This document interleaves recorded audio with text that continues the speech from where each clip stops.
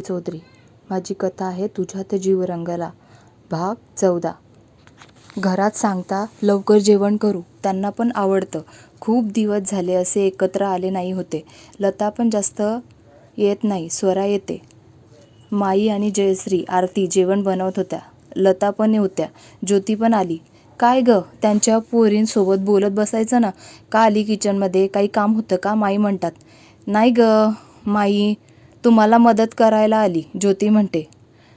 माझं गुणाचं बाळ, आज नको करू काही, आम्ही आहे ना, आम्ही करू. काही कामात सांगायचं असेल तर हाक मारू, माई म्हणतात.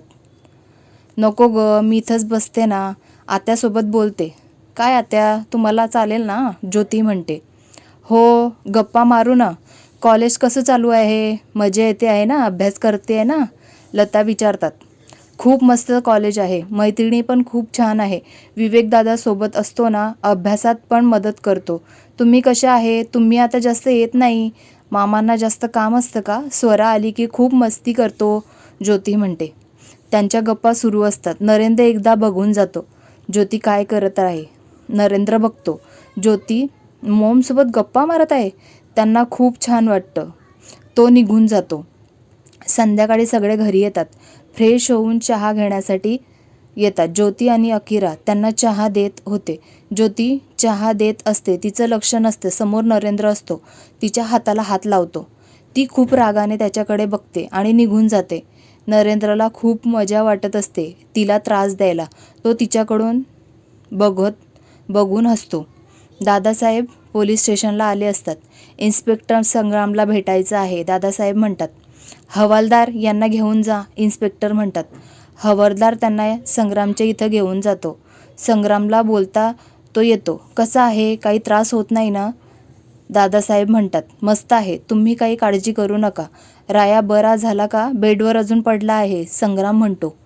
कशाला बरा होत आहे? बेडवर अजून पडला आहे. बराच नको व्हायला. शेताचे काम कसं करतो मी बघतोच. माझ्या संग्रामला जेलमध्ये टाकतो काय, दादासाहेब म्हणतात. आपण बदला घेऊ, तुम्ही नका काळजी करू. औषध घेत जा, जेवण पण चांगलं मिळतं, संग्राम म्हणतो. काळजी घे, लवकर निघ, मग बघू त्याचं काय चांगलं होतंय ते, दादासाहेब म्हणतात. चला, वेळ संपली, हवालदार म्हणतात. दादासाहेब निघून जातात. आज दादासाहेब पोलीस स्टेशनमध्ये आला होता. दोघं बापलेक बोलत होते. तो सगळं सांगतो. दादा काळजी घ्या, चांगले लोक नाही आहे, हवालदार म्हणतो. एवढं बोलून कॉल कट करतो. मस्त जेवण झालं होतं. आता ते गच्चीवर जाणार होते. मोठे छोटे सगळे जाणार होते. राया खाली होता. गप्पा लहान होत्या तेव्हा त्यांच्या गोष्टी सांगत होते.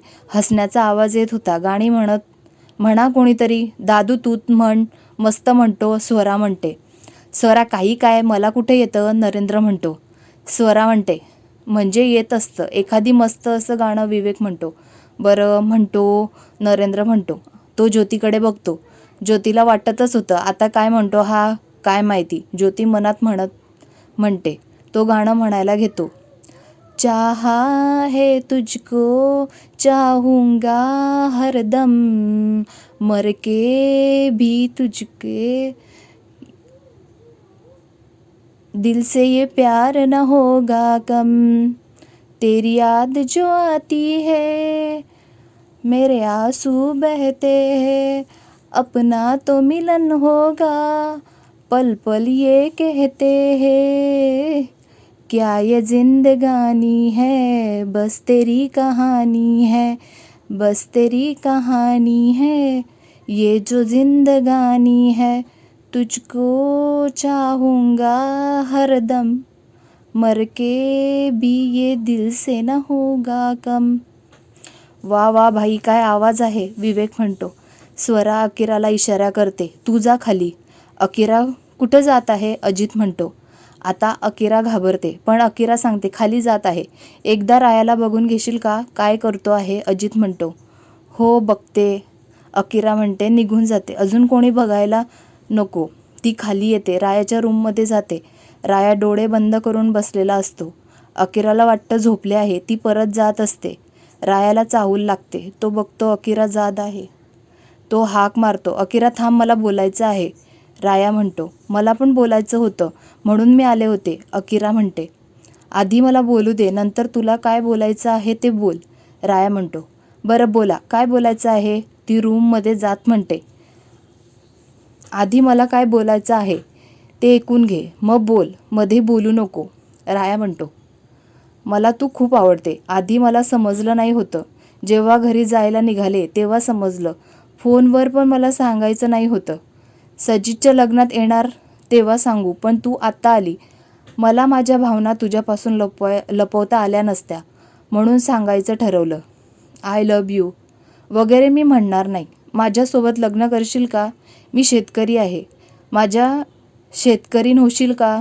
माझ्या घरातल्या सगळ्यांची काळजी घ्यावी लागेल. स्वभाव सगळ्यांचे वेगळे आहे. मी आबांच्या शब्दाबाहेर नाही, पण कसं काय मला काही माहिती नाही. मी प्रेमात पडलो. मला तू हवी आहे. माझी होऊन तू राहशील का? तुला चालणार आहे का? राया म्हणतो. अकिराला तर काय बोलावे समजत नाही. ती पण हेच बोलायला आली होती. काय झालं? काहीतरी बोल ना, राया म्हणतो. तो घाबरला होता. अकिरा रायाकडे जाते, त्याला मिठी मारते. राया पण आनंद होतो. त्याचं बोलणं कोणीतरी ऐकलं आहे. मी पण हेच बोलायला आली होती. सॉरी म्हणते, बाजूला होते. काय झालं? सॉरी का? राया म्हणतो. ते मी तुम्हाला मिठी मारली म्हणून. अकिरा बोलता पण येत नाही होतं. मला तर खूप छान वाटलं. उड्या मारू का? किती पण वेळ मिठीत घेऊन बसू शकतो, राया म्हणतो. अकिराला हसायला येतं. अशीच हसत राहा. तुझ्या मिठीत येण्याने मला आता बरं वाटत आहे, राया म्हणतो. मी जाऊ का? सगळे गच्चीवर आहे. मी खाली, चांगलं नाही वाटत. अकिरा लाजत म्हणते. राया तिला जाऊ द्यायचं नाही होतं, पण घरात नको माहिती पडायला म्हणून जाऊ देतो. अकिरा गच्चीवर निघून जाते.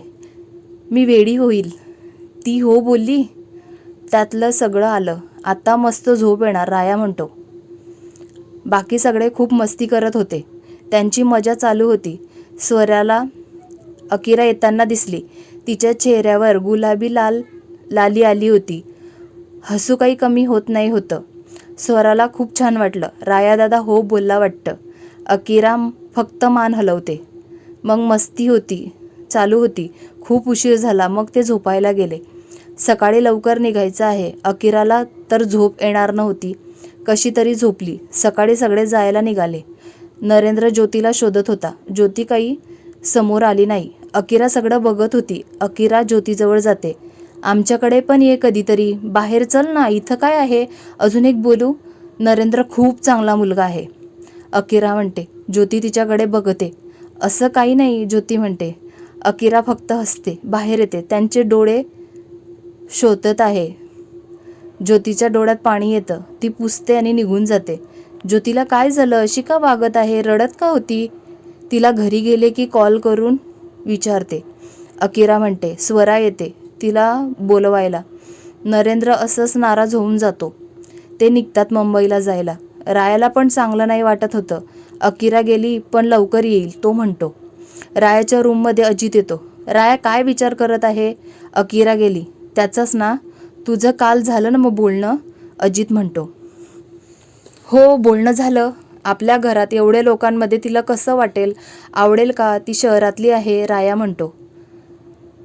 ती बरोबर करेल. तुला काहीतरी सांगायचं आहे. दादासाहेबच्या डोक्यात काहीतरी चालू आहे. आज पण तो संग्रामला भेटायला गेला होता, अजित म्हणतो. दादासाहेबांचं उद्या बघावं लागेल. जास्तच उड्या मारत आहे. उद्या आपण हॉस्पिटलमध्ये जाऊ. आता बस झालं घरी बसणं. शेताचं पण काम करायचं आहे. पाऊस पडून गेला आहे. लग्नाच्या आधी काम झालं पाहिजे. शिरप्याला सांग माणसं बघायला. रखमाला पण बायका बघायला सांग. पटकन पेरणी करून घेऊ, राया म्हणतो. अरे मी करेल ना. तू का लक्ष घालत आहे? तू आराम कर, चांगला हो, मग ये शेतात, अजित म्हणतो. तू एकटा किती करणार? मला आता बसून नाही राहायचं आहे. अंग आखडलं आहे. मी आता हळूहळू चालतो. इन्स्पेक्टरला पण भेटून येऊया एकदा, राया म्हणतो. घर खायला उठत आहे. स्वरा आली की चिवचिव असते घरामध्ये. आता नरेंद्र पण आला. चांगलं वाटलं. आता सगळे गेले. जेव्हा सगळे होते तेव्हा कशी मजा होती ना, अजित म्हणतो. हो तुला एक सांगायचं होतं. ज्योती आणि नरेंद्रमध्ये काही आहे का? तो आला की ती निघून जात होती. नरेंद्र पण तिच्याकडे कसा बघत होता. ती त्याला टाळत होती. ज्योती साधी आहे. आपल्याला काहीतरी करावं लागेल, राया म्हणतो. सकाळी पण ती बाहेर आली नाही. नरेंद्र सगळीकडे बघत होता. अकिरा मध्ये गेली होती तिच्यासोबत बोलायला, अजित म्हणतो. बघावं लागेल. आता तू काय करत आहे, राया म्हणतो. आता शेतात जाणार आहे, अजित म्हणतो. काम करू ये. राया म्हणतो. अजित शेतात निघून जातो. ज्योती आणि विवेक कॉलेजला जातात. ज्योतीला जायचं नसतं, पण घरी काय सांगू म्हणून कॉलेजला जाते. विवेकला कधी कॉलेजला जातो असं झालं होतं. टियाला बोलता येईल विवेक विचार करत होता. टिया येताना दिसते. विवेक खुश होतो. टिया ज्योतीजवळ जाते. विवेककडे बघत नाही. हॅलो ज्योती, तुझा चेहरा का पडला आहे? तुला कोणी काही बोललं का? विवेककडे रागात बघते. काय झालं सांग ना, टिया म्हणते. मी काय केलं माझ्याकडे अशी रागात बघते? विवेक मनात म्हणतो. काय नाही ग, मस्त पाहुणे होते, आता ती गेली म्हणून जरा मूड खराब आहे. ज्योती म्हणते. एवढंच ना, अजून काही आहे? टिया म्हणते. चल आपल्याला लेक्चरला उशीर होईल. ज्योती म्हणते. अगं पण अजून वेळ आहे, टिया म्हणत होती. तोपर्यंत ज्योतीने तिचा हात ओढून घेऊन गेली. विवेक समोर बोलता येणार नाही अशी का घेऊन आली? टिया म्हणते. असंच, दादासमोर बोलायचं नाही होतं, ज्योती म्हणते.